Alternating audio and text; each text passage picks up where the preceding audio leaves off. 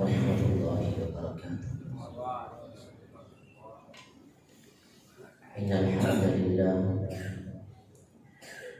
نحمده ونستعينه ونستغفره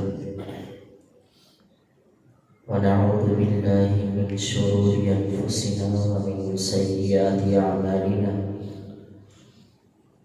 من يهده الله فلا مضل له ومن يضلله فلا هادي له. ونشهد أن لا إله إلا الله وحده لا شريك له. ونشهد أن محمدا عبده ورسوله. ونعوذ بالله من شرور أنفسنا ومن سيئات أعمالنا. أعوذ بالله السميع العليم من الشيطان الرجيم من حمزه ونفخه ونفسه. بسم الله الرحمن الرحيم. وسارعوا إلى مغفرة من ربكم وجنة عرضها السماوات والأرض أعدت للمتقين الذين ينفقون في السراء والضراء والكاظمين الغيظ والعافين عن الناس والله يحب المحسنين.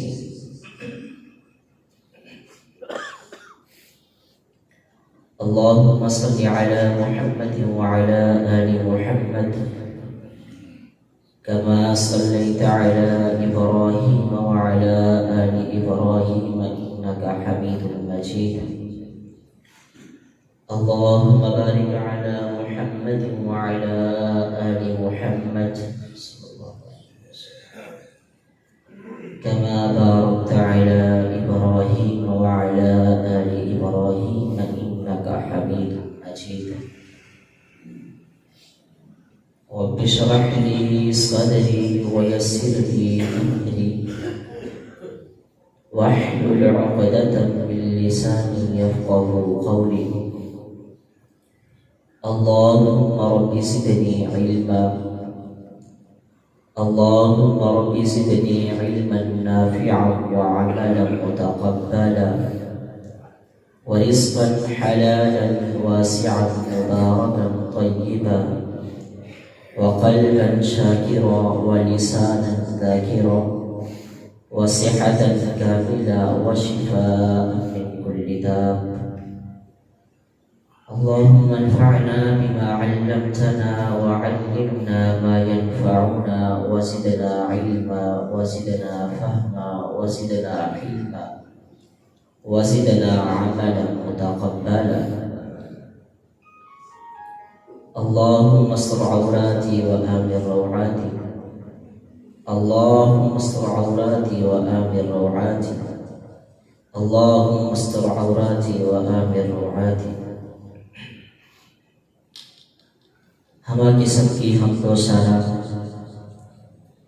تعریفات، تسبیحات، تمجیدات، تحلیلات، تکبیرات، توصیفات اللہ عز و جل کی ذات سے برکات کے لیے خاص ہے، جو ساری کائنات کو بنانے والا ہے، اس کے نظام کو چلانے والا ہے، اس کے شب و روز کا مالک ہے، کل کائنات کی تخلیق کا وہ اکیلا خالق ہے، یکتا ہے۔ درود و سلام ریت کے ذرات سے زیادہ، پانی کے قطرات سے زیادہ، جنوں انس کی جمیع تر مخلوقات کی تعداد سے زیادہ، امام النبیین، امام الہدیٰ، امام انسانیت، پیغمبر انسانیت، امام المجاہدین، سیدنا ولد آدم، میرے اور آپ کے دل کی بہار جناب محمد رسول اللہ صلی اللہ تعالی علیہ وعلی آلہ وأہلہ وبارک وسلم وصلی علیہ ذات گرامی پر حمدوں کی دعائیں، مغفرت کی دعائیں ان تمام احباب کے لیے خاص ہیں جو روز اول سے لے کر قیامت تک دین اسلام کی بلندی کے لیے دفاع صحابہ، دفاع توحید، دفاع پیغمبر اعظم اور دفاع شعائر اللہ کی خاطر اپنی تندہی سے اپنی وسعت کے مطابق اپنی کوششوں اور کاوشوں کا حصہ ڈالیں۔ اللہ رب العزت ان تمام جمی احباب کی قبروں کو نور سے منور فرمائے۔ خطبہ جمعہ المبارک چونکہ مختصر وقت ہوتا ہے اور پھر اپنوں میں گفتگو کرنا، اپنوں کے سامنے سبق سنانا، یہ ہمیشہ سے ہر ایک سے کسی بڑے امتحان سے کم نہیں ہوتا۔ کوئی اور لوگ سامنے بیٹھے ہوں تو انسان گفتگو کرتا ہے بے جھجک ہو کے، لیکن وہ لوگ جن کے سامنے بچپن گزرا ہو، لڑکپن گزرا ہو، جوانی کے شب و روز گزرتی ہوں، ان کے سامنے کھڑے ہونا، انہیں سبق سنانا، اپنی معروضات گوش گزار کرنا، یہ بہت بڑے امتحان کی بات ہوتی ہے۔ پھر اپنوں کی فرمائشیں بھی ہوتی ہیں کہ مجھے یہ موضوع پسند ہے، آپ یہ موضوع بیان کریں۔ دوسرا صاحب آتا ہے، وہ کہتا ہے کہ مجھے یہ اچھا لگتا ہے، آپ یہ بیان کریں۔ تو اپنوں کی فرمائشوں کو یہ دیکھنا ہوتا ہے، لیکن بھارگیف اپنوں کی فرمائشوں کی بالا طاق رکھتے ہوئے حالات کے تناسب میں کچھ باتیں آپ سے ذکر کرنا چاہتا ہوں۔ اللہ رب العزت سے دعا فرما دیجیے کہ اللہ رب العزت میرا شرح صدر فرمائے، ہمیں سن سنا کے اس پہ کما حق عمل کی توفیق عطا فرمائے۔ خطبہ جمعہ مبارک اصل میں جو مقصد ہے، جو وتیرہ ہے، جو اس کا منبع ہے، وہ یہاں پہ آ کے کوئی لمبے چوڑے خطبات بیان کرنا، لمبے چوڑے باز بیان کرنا، اشعار بازی کرنا یا اپنی علمیت کا لوہا بنوانا نہیں ہوتا۔ یہاں پہ آ کے مختصراً گفتگو کی جاتی ہے اور سامعین کو سامنے رکھتے ہوئے گفتگو ہونی چاہیے کہ میرے سامعین کو بات سمجھ آ جائے۔ آپ نے دیکھا ہوگا کہ ہمارے معاشرے میں کوئی عجیب سا رواج پا چکا ہے کہ خطبات کا وقت گھنٹہ، ڈیڑھ گھنٹہ، بعض جگہ پہ 2.5 گھنٹے خطبہ جمعہ کا وقت ہے۔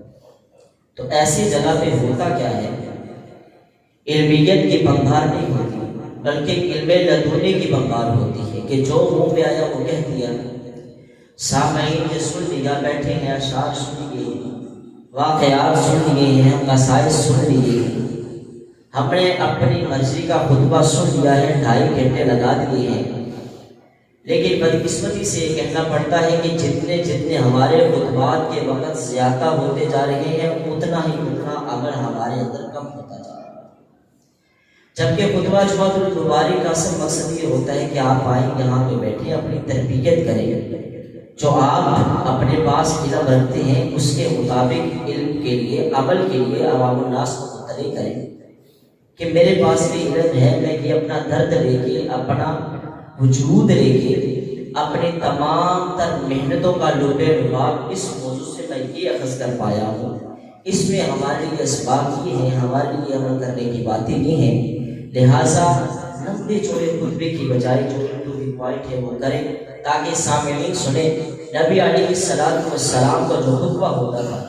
اگر ہم اس کا موازنہ آج کے دور سے کریں تو مشکل 15 منٹ کا ہوگا، مشکل 15 منٹ، حد زیادہ آپ جائیں تو 20 منٹ لگائیں آج کا موازنہ۔ اور ہم انہی کی تعلیمات کو آگے پہنچانے کے لیے، انہی کی تعلیمات کو آگے ترویج کرنے کے لیے ہمارے خطبات کے جو گھنٹوں کے گھنٹے چلے جاتے ہیں، ہر کہنا یا اس معاملے میں سبھی احباب کو نظر ثانی کی ضرورت ہے۔ شرح اموات بہت بڑھ چکی ہے، کوئی دن اس طرح کا خالی نہیں جاتا کہ جس دن ہم سوشل میڈیا آن کرتے ہیں تو 3-4 احباب کی وفات کی خبر فیس بک پر لگی ہوتی ہے۔ کوئی دن ایسا خالی نہیں، ہر روز، اور ان میں سے 95% ان احباب کی شرح ہوتی ہے کہ جو بیچارے بالکل اچانک اللہ رب العزت کے پاس پہنچ جاتے ہیں، بیمار بھی نہیں، بالکل ٹھیک ٹھاک، یعنی شرح اموات بھی زیادہ ہے اور اچانک اموات کی شرح اس سے بھی زیادہ ہے۔ ہم تمام احباب اگر اس چیز کو نہیں دیکھ پاتے، کم از کم اپنی جو آپ کی سوسائٹی ہے، ہمارا گاؤں ہے، ہمارا دیہات ہے، ہم اسی پہ نظر دوڑا کے دیکھ لیتے ہیں کہ گزرے ماہ اور موجودہ ماہ میں کتنی وفات ہوئی ہیں، کتنی فوتگیاں ہوئی ہیں کہ جو بالکل اچانک نہیں، بالکل اچانک، بیمار نہیں ہے، شمار نہیں ہے، رات کو 6 بجے دکان بند کرتے ہیں، صبح ان کی اعلان ہو جاتا ہے کہ جناب وہ حضرت وفات پا چکی۔ اللہ رب العزت نے معاف فرمائے، یقیناً اسی طرح ہمارا بھی ایک دن اعلان ہونا ہے۔ ہمیں اس بات کے لیے اپنی تیاری کرنی ہے، چونکہ وقت متعین ہے جو ہمارے علم میں نہیں ہے، پتہ نہیں کب آواز آ جائے کہ آپ کا دانا پانی ختم ہو چکا ہے، آپ ہماری طرف آ جائیں۔ اس وقت سے پہلے اب ہمارے پاس لمحات کی گنجائش ہے، وقت ہے سلیبس کا ہم بالغور مطالعہ کر لیں کہ اللہ رب العزت نے ہمیں جو پیٹرن دیا ہے، جو چیپٹر دیا ہے، جو سلیبس دیا ہے، جو انفارمیشن دی ہے کہ جن بنیادوں پہ میری اور آخرت کو سنوارا جائے گا،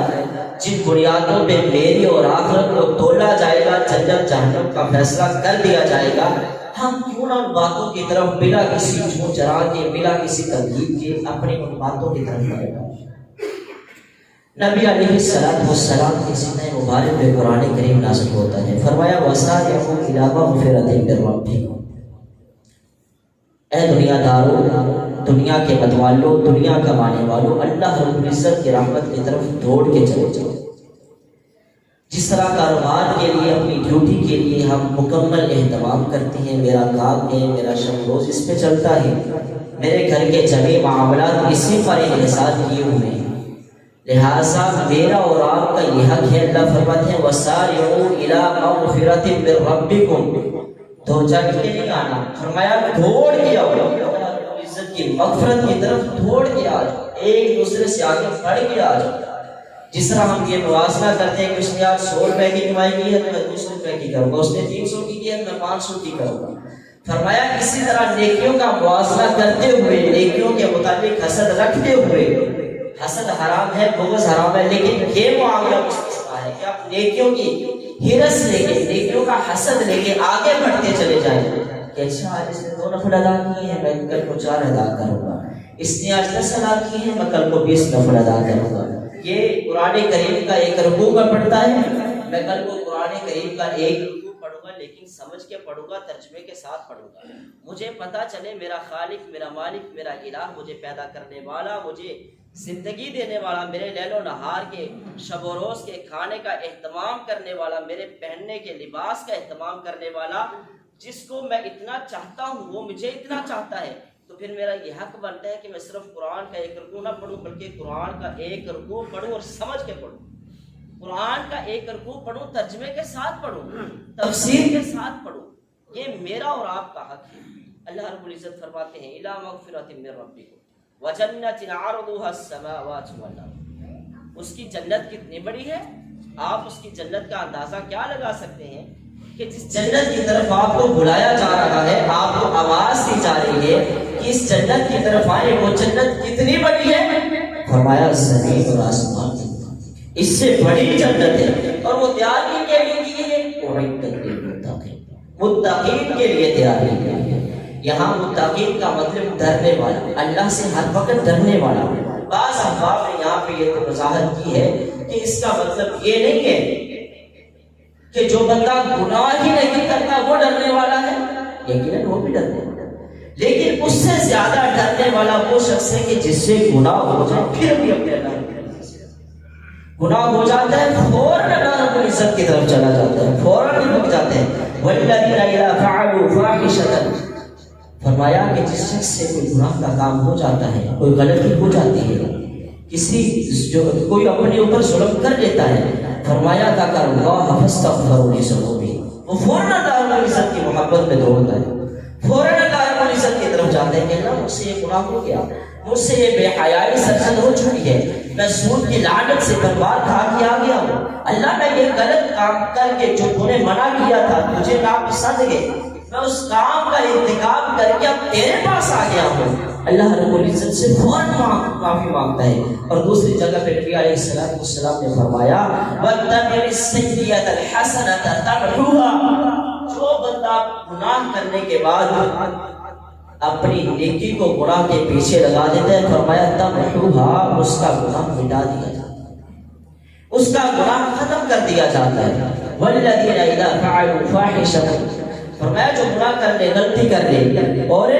فَاسْتَغْفَرُوا لِذُنُوبِهِمْ، اللہ رب العزت سے وہ اپنے گناہوں کی معافی مانگے، اللہ رب العزت اس بندے کو معاف کر دیتے ہیں۔ وَمَن يَغْفِرُ الذُّنُوبَ إِلَّا اللَّهُ، وہ اللہ رب العزت سے معافی کیوں مانگتا ہے، وہ کسی اور سے کیوں مانگ سکتا ہے؟ فرمایا اس لیے کہ اسے یہ پتہ ہے، اسی کے ذہن میں یہ بات موجود ہے، وہ یہ سمجھتا ہے کہ اگر کوئی گناہ کی معافی دے سکتا ہے تو وہ صرف اور صرف عرش والی ذات معافی دے سکتا ہے، اس کے علاوہ میرے گناہ کو کوئی معاف نہیں کر سکتا۔ معاشرے والے مجھ پہ حد لگائیں گے، جرمانہ کریں گے، گرفتاری کریں گے، جو محاسبہ چلتا ہے وہ کریں گے، اس کے بعد وہ چھوڑ دیں گے۔ اللہ رب العزت وہ ایسی ذات ہے کہ جس سے میں معافی مانگوں، جس سے میں اپنے گناہوں کی توبہ کروں، مجھے بغیر کسی سزا دیے، مجھے بغیر کسی جبر کے، بغیر کسی ظلم کے، بغیر کسی اذیت پہنچانے کے اللہ رب العزت میری معافی کو فوری قبول کرے۔ وَمَن يَغْفِرُ الذُّنُوبَ إِلَّا اللَّهُ وَلَمْ يَصِرْ إِلَّا مَا فَعَلَ، اور وہ اپنی گناہ پہ ڈٹتا نہیں ہے۔ شیطان ڈٹا تھا اپنے گناہ پہ کہ میں سجدہ کیوں کروں، گناہ کر دیا، اللہ رب العزت کی نافرمانی کر لی، ڈٹا رہا، اللہ رب العزت نے اسے دھتکار دیا۔ سیدنا جناب عمر رضی اللہ تعالی عنہ گناہ کا ارادہ لے کے آئے ہیں، میں گناہ کرنے جا رہا ہوں۔ گناہ کیا کرنا ہے کہ نبی معظم علیہ السلام کا سر تن سے جدا کرنا ہے وہاں سے۔ سیدنا عمر گناہ کے ارادے سے آئے ہیں، یہاں پہ آگے دل کی دنیا بدل گئی ہے، اپنے تمام تر گناہوں سے معافی مانگ رہی ہے اللہ رب العزت نے صحابی رسول کے نام۔ شیطان نے گناہ کیا، گناہ پہ ڈٹ گیا، جسٹیفائی کیا، ڈٹ گیا کہ میں گناہ سے باز نہیں آؤں گا، جو گناہ کر لیا ہے میں اس میں پکا ہوں، میں انسان کو سجدہ نہیں کروں گا، میں مٹی کو سجدہ نہیں کروں گا، میں آگ سے بنا ہوں، اس سے زیادہ کروں گا، میں اسے سجدہ کروں گا۔ گناہ کیا، گناہ پہ ڈٹ گیا، قیامت تک کے لیے دھتکار دیا گیا، قیامت تک کے لیے عذاب میں مبتلا کر دیا گیا، اور جو اس کو پیروکار بنے گے وہ بھی اسی کی روش پر چلتے ہوئے قیامت تک کے لیے اس کے گناہ میں برابر کے شریک ہوتے رہے۔ اور جو گناہ کر کے معافی مانگ لیتا ہے، سیدنا آدم علیہ السلام سے غلطی ہوئی نا، جنت میں دانا کھا لیا نا، ڈر گئے، جب دنیا میں آئے اللہ رب العزت نے جنت سے نکال دیا، دنیا میں بھیج دیا کہ تم نے غلطی کی ہے۔ سیدنا آدم علیہ السلام وہاں پہ ڈٹے نہیں، کہا اللہ مجھ سے، اللہ میں نے خطا کی ہے، اللہ میں نے اتنا بڑا جرم کر لیا، میں نے تیری نافرمانی کی ہے، اب معافی بھی تو تجھی سے مانگ رہا ہوں۔ میں نے گناہ کیا ہے، میرے وجود نے گناہ کیا ہے، جن ہاتھوں سے میں نے پھل کو توڑا تھا، جن دانتوں سے چھپایا تھا، جس زبان نے ذائقہ کیا تھا، اس کا حظ اٹھایا تھا، چکھا تھا، اللہ وہی ہاتھ لے کے اسی زبان کے ساتھ اللہ تجھ سے معافی مانگ رہا ہوں، گناہ ہو گیا تھا نا، معاف کر، گناہ ہو جائے، گناہ ہونا بڑی بات نہیں۔ کل بنی آدم خطاء، نبی علیہ السلام نے فرمایا کہ ابن آدم خطاء، اور مبالغے کا صیغہ کہ بہت زیادہ گناہ گار ہے، بہت زیادہ گناہ کرنے والا ہے، لیکن ان میں سے بھی بہترین گناہ کرنے والا ہے۔ فرمایا وہ جو اپنے گناہ کرنے کے بعد فوری اللہ رب العزت سے معافی مانگتا ہے، فوری اللہ رب العزت کے حضور جھک جاتا ہے کہ اللہ میں نے گناہ کر لیا ہے، اب تو معاف نہیں کرے گا تو مجھے کوئی بھی معاف نہیں کرے گا، اللہ تو راضی ہو جائے گا، تو مجھے معاف کر دے گا، میرے گناہوں کو دھو دے گا، اللہ پھر دنیا کائنات کے کسی بشر میں سکت کے ایک ان کی سزا دے سکتا ہے۔ سیدنا موسیٰ علیہ السلام بارش کے ذریعے کہتے ہیں اللہ بارش دے دے، اللہ بارش دے دے، فرمایا بارش نہیں دوں گا، تیری کمپنی کے اندر، تیری ٹیم کے اندر ایک ایسا گنہگار مجرم موجود ہے جس سے میں ناراض ہوں، میں پانی نہیں دوں گا، بارش نہیں دوں گا، یہ گناہ گار ہے، دل ہی دل میں اپنے اللہ کو بنایا، اللہ میری وجہ سے سب کو پریشان کرے، اللہ میرا گناہ ہے، میرے ساتھ تک رہے، اللہ نے سب کے درمیان میں اٹھ کے باہر کیا، میرا پردہ چاک ہو جائے گا، میرا گناہ سب پہ واضح ہو جائے گا۔ اللہ گناہ میں نے کیا ہے، اللہ اس کی سزا سب کو نہ دینا، اللہ اس گناہ کی معافی بھی میں تجھ سے مانگ رہا ہوں، اللہ میرا راز فاش کر۔ اس بندے نے دل ہی دل میں دعا کی، اپنے گناہ کی معافی مانگی، چند لمحات کے بعد بارش کا نزول شروع ہو گیا۔ سیدنا موسیٰ علیہ السلام کہنے لگے اللہ بندہ کو بھی اٹھ کے گیا نہیں، بندے تو سبھی موجود ہیں، اس قافلے میں موجود ہیں، اللہ کو بندہ نہیں گیا، بارش کیسے؟ فرمایا جس بندے نے میرے سامنے گناہ کیا تھا، جس بندے نے مجھے ناراض کیا تھا، اس بندے نے مجھے بنا بھی لیا، اس بندے نے اپنے گناہ کی معافی مانگ لی ہے۔ جب میرا بندہ مجھ سے گناہ کی معافی مانگ لیتا ہے، صدقے دل سے معافی مانگتا ہے، اللہ رب العزت فرماتے ہیں اس کے گناہوں کو معاف کر دے۔ وَاتَّبِعِ السَّيِّئَةَ الْحَسَنَةَ تَمْحُوهَا۔ اگر آپ کو خرچ نہیں کر سکتے، اذکار نہیں کر سکتے، تسبیحات نہیں کر سکتے، جو صدقہ خیرات نہیں کر سکتے اپنے گناہ کے بعد، کم از کم اپنی زبان کو ہلا کے ندامت کے چند آنسو کو بہا سکتے۔ اللہ میرے اندر اتنی طاقت نہیں ہے میں کوئی چیز خرچ کروں، تجھے کس طرح بناؤں؟ اللہ کے نبی علیہ السلام نے فرمایا اللہ سے ڈر کے، اللہ رب العزت سے ڈر کے، اس کی معصیت کر کے ڈر کے اپنی آنکھ سے ایک آنسو کا قطرہ بہا دے، وہ آگ اسے سمندروں کا پانی بند نہیں کر سکتا۔ ایک آگ میری اور آپ کی آنکھ سے ندامت کا گرا ہوا آنسو سارے سمندر کو ختم کر سکتا ہے، اس ساری آگ کو ختم کر سکتا ہے۔ اتنی اللہ رب العزت نے طاقت رکھی ہے۔ گناہ کر لیا، اسے جسٹیفائی نہیں کرنا، اس کے سامنے اکڑنا نہیں، اللہ گناہ کر لیا ہے معاف کر دے۔ اللہ رب العزت اپنے بندے کو گناہ معاف کرنے والے ہیں۔ اولئک جزاؤہم مغفرۃ من ربہم۔ اور جب یہ بندہ اپنے گناہوں کی معافی مانگ لیتا ہے، ہم اسے معاف کر دیتے ہیں، ہم اسے جزا کیا دیتے ہیں؟ فرمایا ہم اسے جنت دیتے ہیں۔ وہی بات جو پیچھے کی، وسارعوا الی مغفرۃ من ربکم، میری مغفرت کی طرف دوڑنا، میرے آگے جھکنا اور مجھ سے اپنے گناہوں کی معافی مانگنا تیرا کام ہے۔ ابن آدم تیرے سارے گناہوں کو معاف کر دینا، ان پہ پردہ ڈال دینا، ان گناہوں کو ملیا میٹ کر دینا، پھر ان گناہوں کو نیکیوں میں تبدیل کر دینا، اللہ رب العزت کا کام۔ پیدا تو کرے، کوئی اپنے طرف سے کوشش تو کرے۔ ہوتا یہ ہے ہمارے نوجوان اور اکثر ہمارے احباب، مجھے ابھی پچھلے دنوں بھی کسی کا میسج آیا تھا، وہ یہ بات کر رہے تھے کہ ہم اتنے گناہ کرتے ہیں، اتنے گناہ کرتے ہیں، گناہ کے بعد معافی بھی مانگتے ہیں، بڑی معافی مانگتے ہیں، اللہ گناہ معاف کر دے، پھر ہم سے گناہ ہو جاتا ہے، پھر گناہ کیا، پھر معافی مانگی، پھر گناہ کیا، پھر معافی مانگی، اتنے گناہ کر کر کے معافی مانگتے ہیں، آیا ہماری معافی قبول ہو جائے گی؟ اصل میں یہ وسوسہ شیطان آپ کے ذہن میں داخل کرتا ہے، شیطان آپ سب کو بہکاتا ہے کہ یار وہ اللہ کے ساتھ مذاق کر رہا ہے، گناہ بھی کرتا ہے، معافی مانگ لیتا ہے، پھر گناہ کرتا ہے، پھر معافی مانگتا ہے، وہ اللہ کے ساتھ مذاق کر رہے ہیں۔ نبی علیہ السلام نے فرمایا کہ بندہ جب گناہ کرتا ہے، معافی مانگ لیتا ہے، اللہ رب العزت کہتے ہیں میرے فرشتوں دیکھو اس بندے نے گناہ کیا تھا، اس بندے نے اپنی جان پہ ظلم کیا تھا، اس نے مجھ سے معافی مانگ لی ہے، میرے گواہ بچوں میں نے اسے معاف کر دیا۔ کچھ وقت گزرتا ہے پھر گناہ کر لیا، اللہ جی پھر گناہ ہو گیا، اللہ رب العزت پھر اپنے فرشتوں کو کہتے ہیں اس نے دوبارہ گناہ کیا، دوبارہ مجھے سے معافی مانگ رہا ہے، میں نے پھر معاف کر دیا۔ تیسری مرتبہ پھر گناہ کرتا ہے، پھر اللہ رب العزت کی طرف پلٹا، اللہ پھر معاف کر دے۔ چوتھی بار پھر گناہ کیا، نبی علیہ السلام نے فرمایا کہ اللہ رب العزت اپنے فرشتوں سے کہتے ہیں دیکھو میرے بندے کی طرف، اسے مجھ پہ اتنا یقین ہے، اسے مجھ پہ اتنا بھروسہ ہے کہ وہ گناہ کرتا ہے، اپنی جان پہ ظلم کرتا ہے، اسے اپنے آپ پہ اتنا بھروسہ ہے کہ اگر میرا گناہ کو معاف کرے گا تو صرف اللہ رب العزت کی ذات معاف کرے گا، میں اسے گناہ کو معاف کر دیتا ہوں۔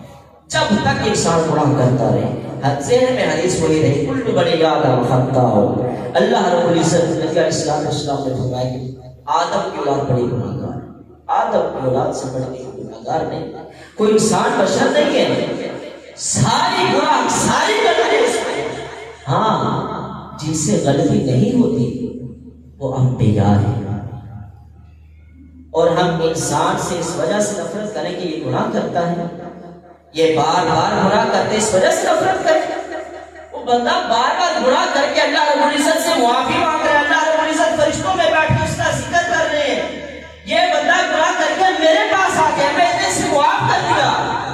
اور اور حضرت انسان کا اپنے انسان کے ساتھ کیا تعلق ہے کہ اگر وہ گناہ کر لے تو اس کا ڈھنڈورا پورے شہر میں پھرنا شروع کر دے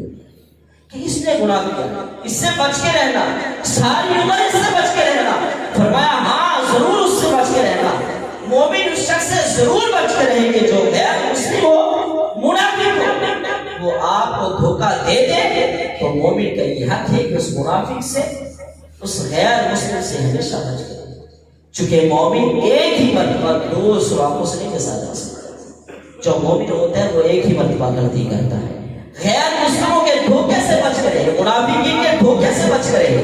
جبکہ حضرت انسان کا یہ معاملہ نہیں ہونا چاہیے۔ جس طرح اللہ رب العزت غفور رحیم ہے، اللہ رب العزت بڑے ہیں، معاف کرنے والے ہیں، اس طرح ہمیں بھی اپنا سر بڑا کر لینا چاہیے۔ کوئی گناہ کرتا ہے، کوئی غلطی کرتا ہے، فوراً معاف کر دے۔ سیدنا حسین، سیدنا علی بن حسین رضی اللہ تعالی عنہ تابعین میں سے ہیں، ان کی لونڈی پاس کھڑی ہے، انہیں وضو کروا رہی ہے، آپ وضو فرما رہے ہیں، وہ پانی کا مشکیزہ، پانی کا مٹکا ہاتھ سے گرا، پانی نیچے گر گیا۔ اس آیت میں تفصیل کا ذکر کرتے ہیں، وہ پانی کا مٹکا نیچے گر گیا، سیدنا حسین علی بن حسین رضی اللہ تعالی عنہ کے کپڑوں پہ گرا، چہرہ غصے سے زرد ہو گیا، چہرے پر غصے کے آثار نمایاں ہو گئے۔ لونڈیاں بھی آ گئی، ہم جیسی لونڈیاں نہیں تھیں، ہم جیسی نوکرانی نہیں تھی، ہمارے ملازمین جیسے ملازم نہیں تھی، اور جس پر پانی گرا تھا وہ بھی تابعین میں سے تھی، لونڈیاں عالمہ تھی۔ فوراً قرآن کی آیت پڑھتے ہیں، اللہ اکبر، الذین ينفقون فی السراء والضراء والکاظمین الغیظ۔ ایک مومن کا مدیرہ یہ ہوتا ہے کہ وہ اپنے غصے کو پی جاتا ہے، والکاظمین الغیظ، اپنے غصے پر قابو رکھتا ہے، ہر وقت قابو رکھتا ہے۔ نبی علیہ السلام نے فرمایا پہلوان وہ نہیں ہے جو میدان میں جائے اور مرد مقابل کو پچھاڑ دے، پہلوان وہ نہیں ہے جو اپنی پہلوانی ثابت کرنے کے لیے لوگوں کے بچوں کو ڈرائے رکھے، لوگوں پہ اپنا روب دبدبہ جمائے رکھے، بلکہ اصل پہلوان وہ ہے کہ جو اپنے غصے پر قابو پا کے رکھے۔ اور غصے پر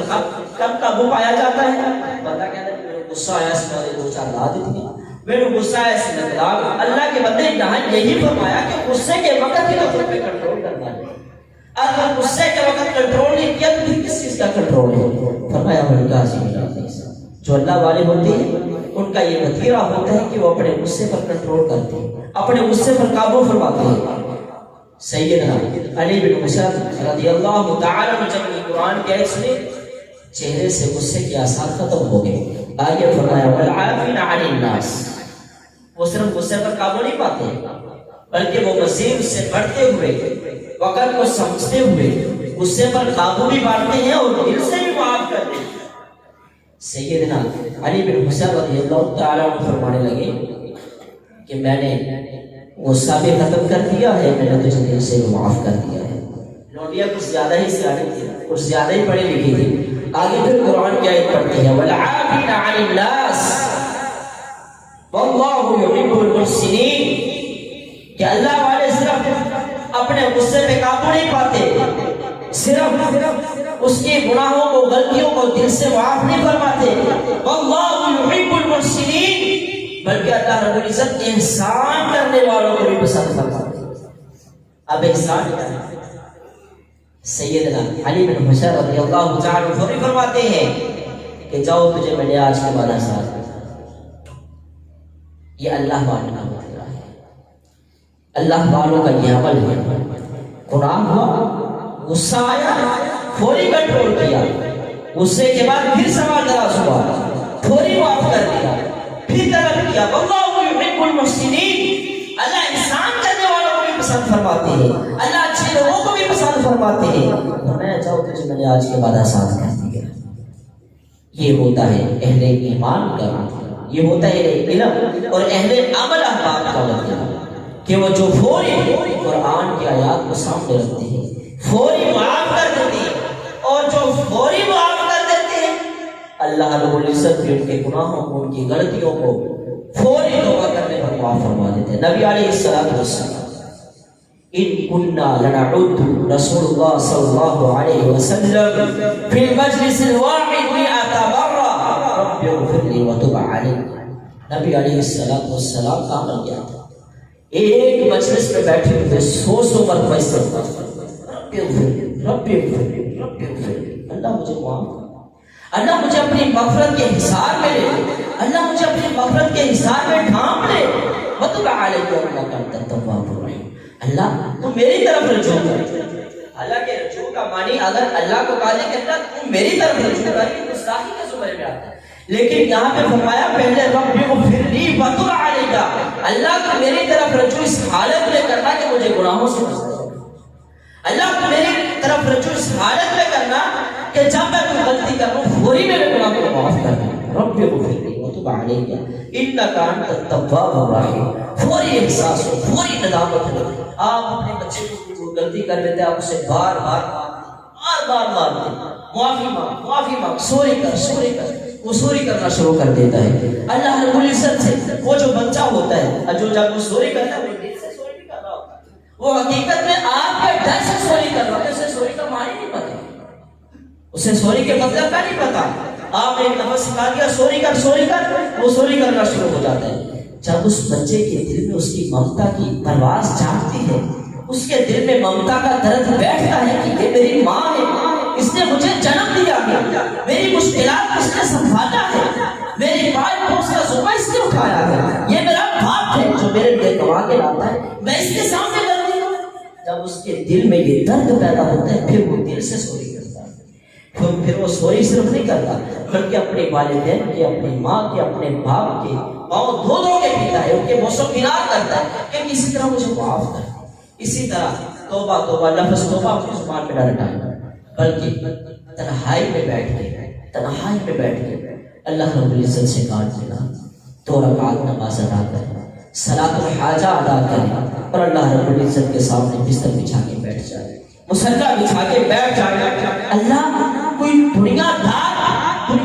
کے دروازے پہ جائے، اسے خالی لٹاتے ہوئے شرم آتی ہے. اللہ میں دنیا سے کٹ ہو کے، دنیا کو چھوڑ کے، دنیا کی رنگینیوں کو چھوڑ کے، نرم و گرم بستر چھوڑ کے، اس سے کنارہ کر کے، ٹھنڈے پانی سے وضو کر کے اللہ میں تیرے سامنے بیٹھ گیا، اللہ میں تیرے سامنے بیٹھ گیا ہوں. اس لیے صرف اس لیے رب اغفر لی وتب علی انک انت التواب الرحیم، اللہ میرے گناہوں کو معاف کر دے. اللہ بڑے گناہ کیے. اللہم انت ربی لا الہ الا انت خلقتنی، اللہ تو نے مجھے پیدا کیا ہے، تو ہی میرا رب ہے، تو ہی میرا خدا ہے، تو ہی میرے پالنے والا ہے، تو ہی مجھے مارنے والا ہے، تو ہی میرے گناہوں کو معاف کرنے والا ہے. اللہ معاشرے کو چلانے والا تو ہے، اللہ میری زندگی کے شب و روز کے سانسوں کا مالک تو ہے، اللہ میرے بیوی بچوں کا مالک تو ہے، اللہ میرے جذبات و احساسات کا مالک تو ہے، اللہ میرے پریشانیوں کا مالک تو ہے. اللہم انت ربی، اللہ تیرے علاوہ میرا کوئی رب نہیں ہے، اللہ تیرے علاوہ میرا کوئی خالق نہیں ہے، تیرے علاوہ میں نے کبھی کسی کو نہیں پکارا، اللہ تیرے علاوہ کبھی کسی کے سامنے سجدہ نہیں کیا، اللہ تیرے ہوتے ہوئے میں نے کبھی کسی کے سامنے بھیک نہیں مانگی، کبھی کشکول نہیں اٹھایا. اللہ آج بھیک مانگ رہا ہوں، آج کشکول اٹھا رہا ہوں، تیرے در پہ آ کے اٹھا رہا ہوں. اللہ میرے اس معافی کا تعلق میرے لوگوں سے نہ کرنا. اللہم انت ربی لا الہ الا انت خلقتنی. انسان رب کی توحید کا بھی اقرار کرتا ہے، انسان رب کی یکدانیت کا بھی اقرار کرتا ہے، ساتھ ساتھ اپنے گناہوں کی معافی میں مانگتا چلا جاتا ہے. نبی علیہ السلام نے فرمایا کہ توبہ 2 طرح کی ہوتی ہے، 2 طرح کے لوگ توبہ کرتے ہیں، ایک منافق توبہ کرتا ہے اور ایک مومن توبہ کرتا ہے. منافق کی توبہ یہ ہوتی ہے کہ وہ جب توبہ کر لیتا ہے وہ اپنے آپ کو اطمینان محسوس چند لمحوں کے لیے کرتا ہے، اور پھر جب وہ گناہ کر لیتا ہے اس کے سامنے گناہ کی حیثیت اتنی سی ہے کہ جیسے میرے ناک پہ آ کے مکھی بیٹھ جائے میں شور اڑا دوں، ناک پر مکھی بیٹھ جائے میں اسے اڑا دوں، جتنی تکلیف ہو جائے اس وقت بھی جائے ذرا سی. فرمایا منافق کے سامنے گناہ کی حیثیت یہ ہے، معافی کی حیثیت یہ ہے. تو جو مومن ہوتا ہے اگر اس سے چھوٹے سے چھوٹا گناہ بھی ہو جائے، چھوٹے سے چھوٹا گناہ بھی ہو جائے، وہ تڑپتا ہے، وہ بھلکتا ہے، وہ چیخو پکار کرتا ہے. جس طرح مچھلی کو پانی سے الگ کر دیا جائے وہ کس طرح تڑپتی ہے. فرمایا مومن اس طرح تڑپتا ہے، اسے اپنا گناہ پہاڑ نظر آتا ہے کہ اللہ میرے اوپر پہاڑ کھڑا ہے،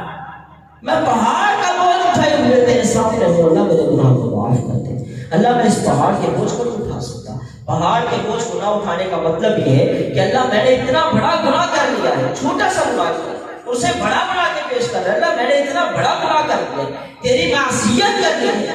اللہ تو مجھے معاف کر۔ لفظ پھر وہی کہتے ہیں، رب رب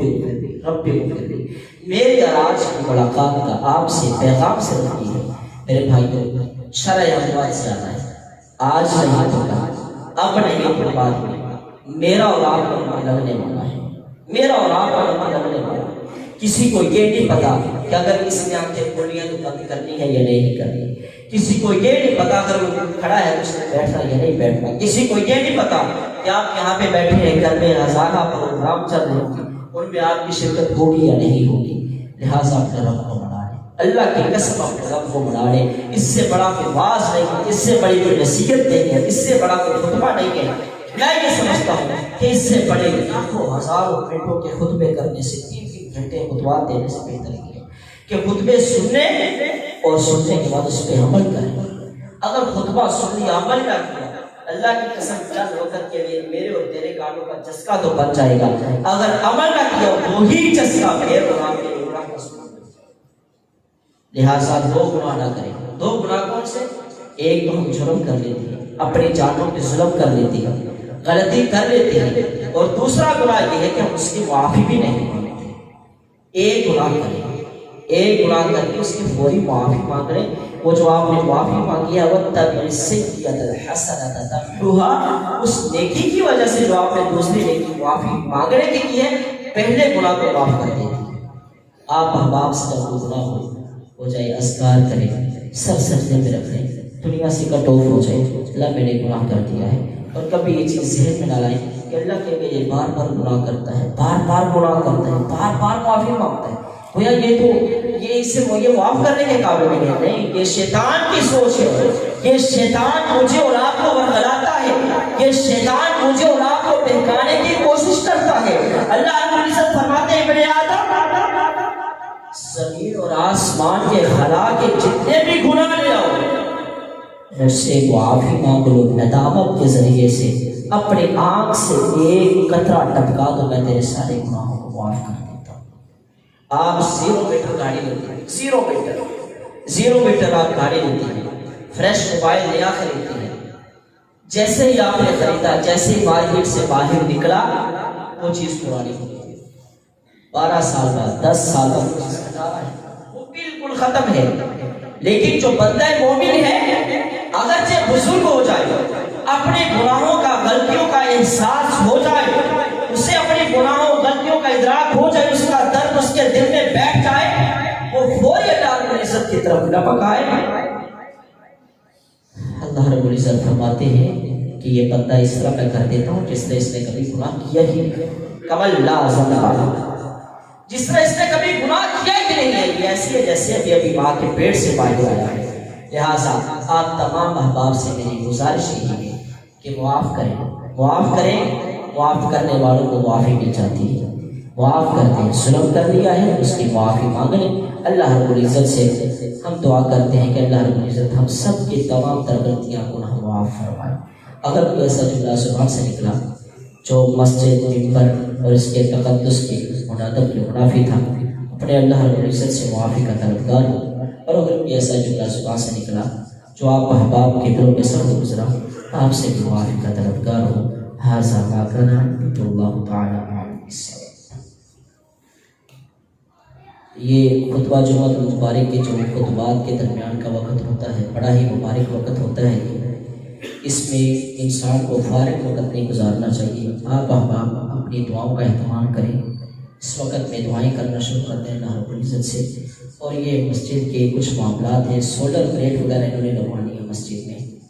تو بھائی عبدالرحمٰن بتا رہے تھے کہ ایک سولر پلیٹ جو ہے وہ 29,000 روپے کی آ رہی ہے۔ آپ احباب دل کھول کے تئیں کے ساتھ تعاون فرمائیں،